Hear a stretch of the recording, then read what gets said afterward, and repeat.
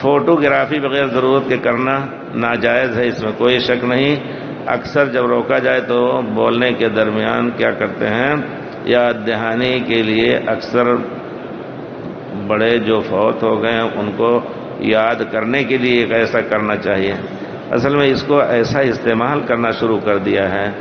ایک بیچارے آدمی تھے ہمارے پڑوس میں، ان کے والد کا انتقال ہوا، تو آپ یہ دیکھیے سبحان اللہ کہ اتنے فوٹو ان کے بھیجے، انتقال ہوا اس حالت میں، پڑھایا جا رہا ہے اس حالت میں، اس کے بعد ان کو لوگ آئے ہیں ملنے کے لیے، سارا سے افسوس کرنے کے لیے وہ فوٹو، پھر نہلا رہے ہیں پورے طور پر وہ فوٹو بھیجا، لا کے مجھے دیکھا، ہم نے کہا دیکھیے غلط ہے، اس کو مٹا دیجیے، یہ سب چیز نہیں، یاد کریں گے۔ یاد کرنے کا معنی کیا ہے؟ دل میں بسا لو اس کو، والد کی محبت یا عذاب اور ثواب کا مسئلہ۔